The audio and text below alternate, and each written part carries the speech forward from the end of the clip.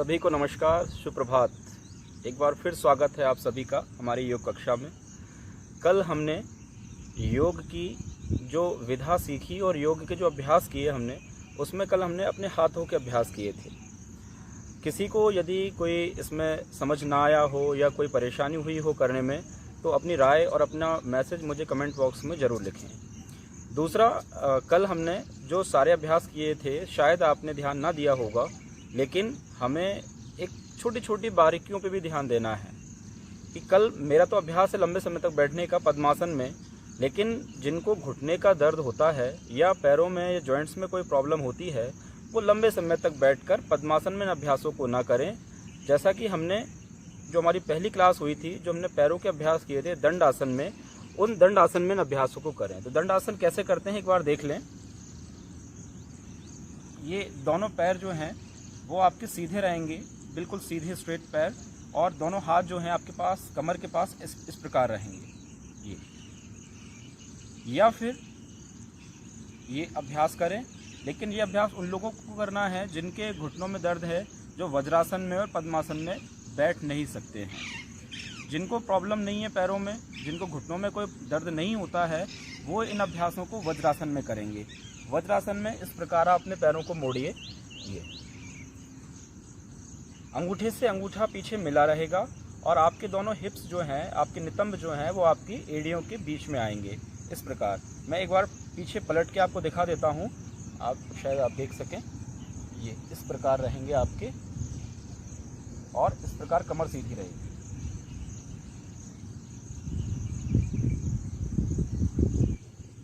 आज हम लोग जिन अभ्यासों पर चर्चा करेंगे वो हमारे अभ्यास हैं गर्दन के और हमारी रीढ़ की हड्डी की। एक बहुत आम समस्या आजकल हो गई है सर्वाइकल की। जिसको भी देखो वो गले की, थायराइड की या सर्वाइकल की समस्या से हर दूसरा तीसरा आदमी जिससे बात करो वो सर्वाइकल, थायराइड, ये आम गर्दन की समस्याएं लोगों को हो गई हैं। सुबह जब सो के उठते हैं तो गर्दन बड़ी अकड़ी हुई रहती है, थोड़ी देर तो लगता है कि पता नहीं गर्दन है भी या नहीं, बहुत दर्द रहता है गर्दन में। तो क्या किया जाए?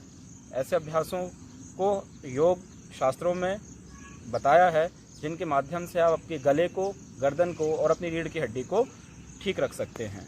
तो आइए जानते हैं और करते हैं, सीखते हैं उन अभ्यासों को, जिससे हम एक स्वस्थ और एक हैप्पी लाइफ को जी सकें। तो सबसे पहले क्रम हमारा वही रहेगा। सबसे पहले आपको प्रार्थना, दोनों हाथ नमस्कार मुद्रा में, गहरी श्वास,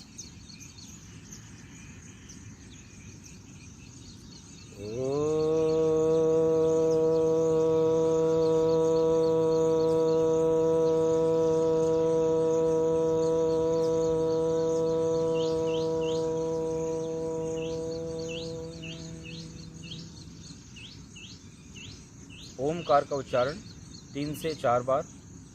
इसके बाद गायत्री महामंत्र, ओम भूर्भुवः स्वाहा तत्सवितुर्वरेण्यं भर्गो देवस्य धीमहि धियो यो नः प्रचोदयात्। उस परमपिता परमेश्वर को धन्यवाद जिनकी कृपा से हमारी योग कक्षा नियमित रूप से यहाँ पूर्ण होती है। सभी सूक्ष्म शक्तियों को नमन।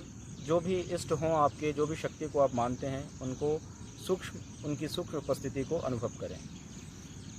चलिए शुरू करते हैं अपने गर्दन के अभ्यास। सबसे पहले आप लोगों को क्या करना है, सबसे पहले अपनी गर्दन को श्वास भरते हुए बीच में रहेगी और श्वास छोड़ते हुए गर्दन को धीरे धीरे ऊपर की ओर उठाना है। ये पूरा गर्दन जो है ऊपर की ओर उठाएंगे और ऐसे आसमान को देखेंगे। फिर श्वास भरते हुए बीच में आएंगे और श्वास छोड़ते हुए नीचे की ओर जाएंगे, और अपनी चिन को अपने कंठकूप पे, अपनी ठुड्डी को गले पे लगाएंगे। पूरा खिंचाव जो है आपकी गर्दन पे आएगा, गर्दन से खिंचाव पूरा आपकी रीढ़ की हड्डी तक जाएगा वापस। इसमें आपको सावधानी ये रखनी है कि जिनको सर्वाइकल है वो शुरुआती दौर में अपनी गर्दन को नीचे की ओर ना झुकाएं, केवल अप करें और डाउन करें, सर्वाइकल वाले अपनी गर्दन को नीचे की ओर खिंचाव में ज़्यादा ना दें। ये आपको एक छोटी सी सावधानी रखना है आपको। ये अप एंड डाउन आपको लगभग 5-5 बार करना है। एक बार फिर आपको यहाँ मैं अभ्यास करके दिखा दूँ, बहुत सहज अभ्यास है। एक बार ऊपर उठाया, पूरी श्वास को छोड़ा, श्वास लेते हुए बीच में आए और श्वास छोड़ते हुए सामने की ओर गए। ये हमारा पहला अभ्यास हुआ गर्दन का। दूसरा अभ्यास, इसमें दूसरा क्रम जो है वो बाईं तरफ और दाहिनी तरफ गर्दन को लेके जाना है।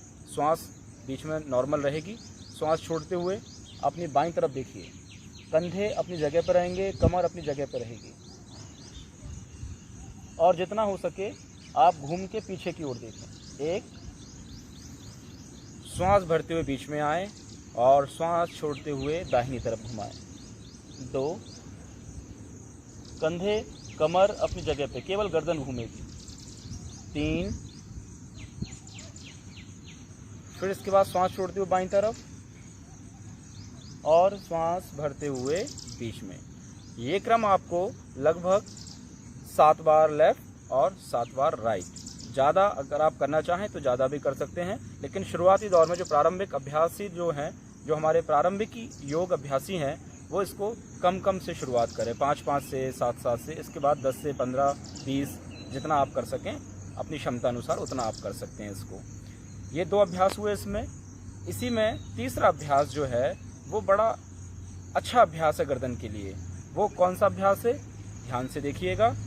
गर्दन को पीछे ले जाएं पहले और धीरे धीरे गर्दन को ऐसे क्लॉकवाइज घुमाएं। पहले घड़ी की जो दिशा होती है उसमें घुमाएं, फिर बीच में थोड़ा सा रुकें और धीरे धीरे धीरे चिन को लगाते हुए ये ऐसे सामने आए। ये ऐसे आपको 5 चक्कर लगाने हैं।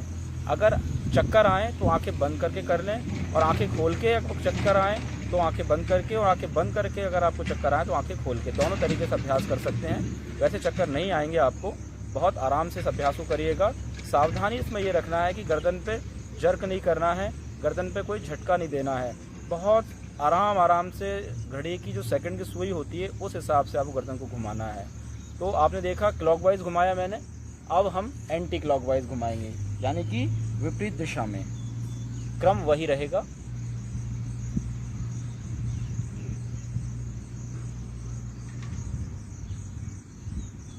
आंखें खोलकर और आंखें बंद करके दोनों तरीके से अभ्यास को कर सकते हैं। जैसा आप सहज अनुभव करें वैसे इस अभ्यास को करिए।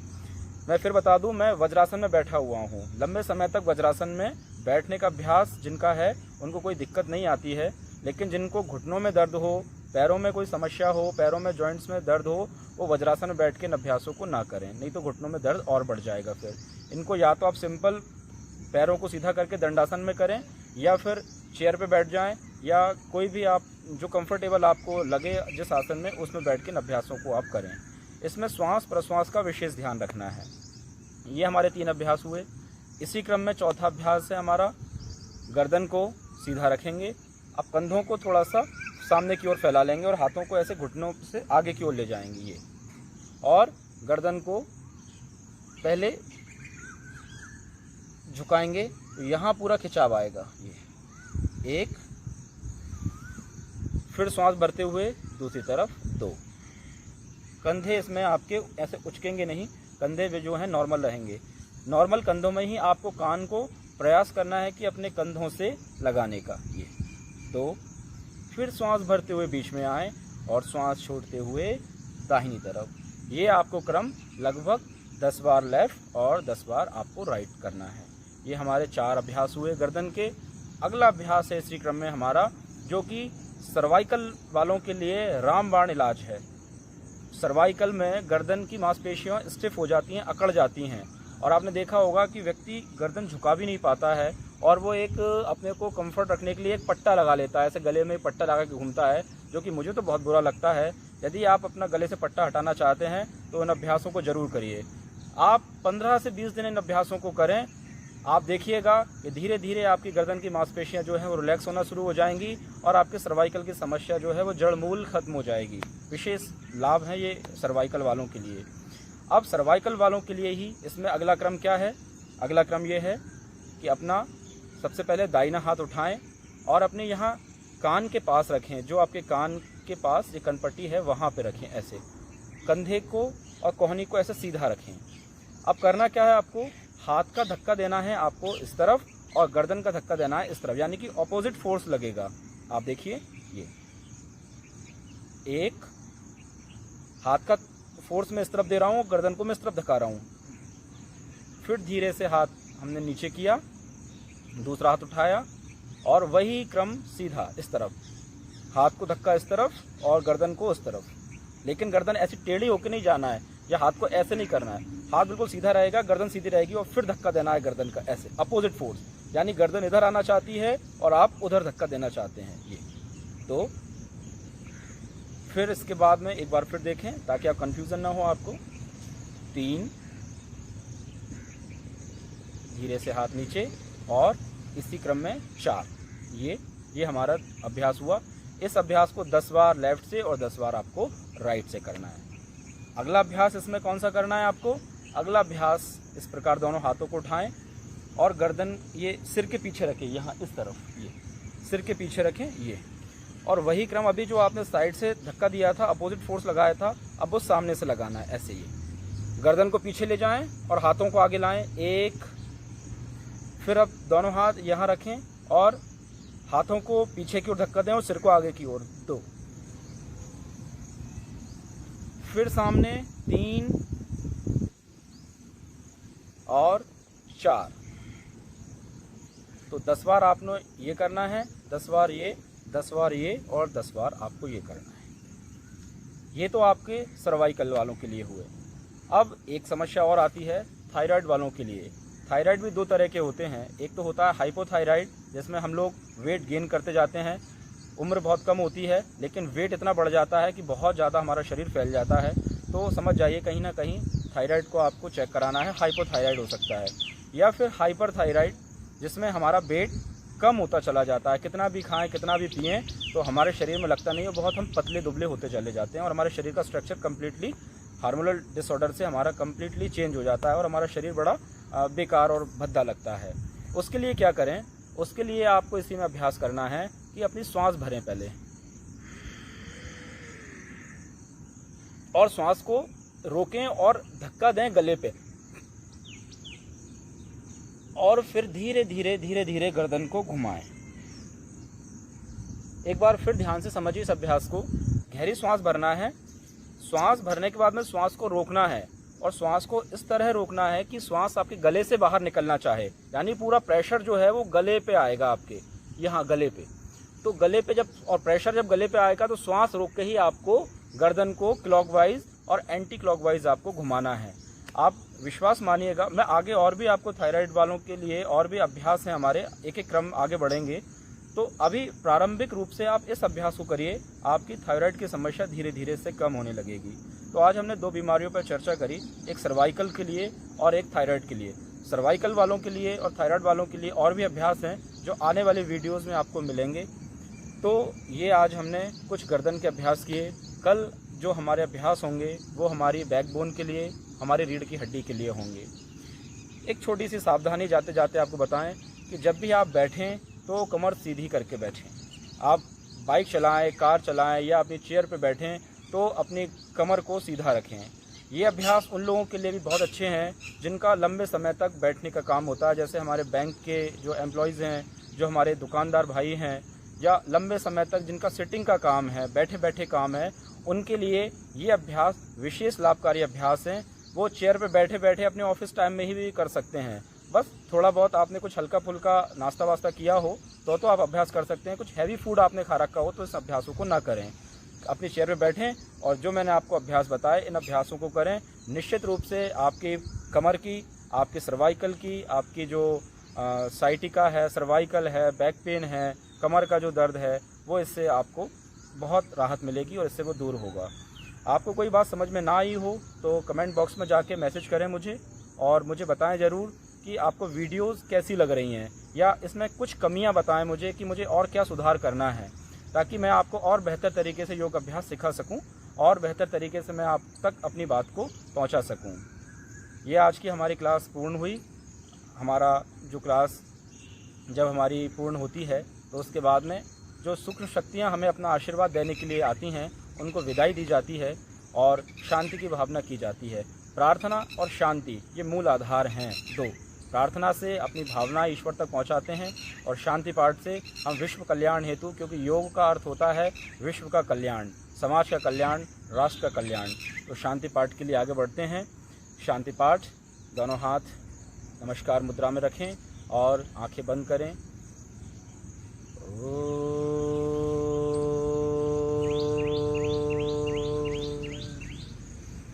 असतो मा सद्गमया तमसो मा ज्योतिर्गमया मृत्युर्मा अमृतं गमया। ओम शांति शांति शांति। आप सभी के भीतर बैठे परमात्मा को मेरा प्रणाम स्वीकार हो। आपने मेरी बात को इतने ध्यानपूर्वक सुना, उसके लिए बहुत बहुत धन्यवाद। आपका दिन शुभ और मंगलमय हो, ऐसी ईश्वर से प्रार्थना। दोनों हथेलियों को रगड़ के चेहरे पे लगाएं, सूक्ष्म ऊर्जा का अनुभव करें और धीरे धीरे अपनी आंखें खोलें। ईश्वर को धन्यवाद देते हुए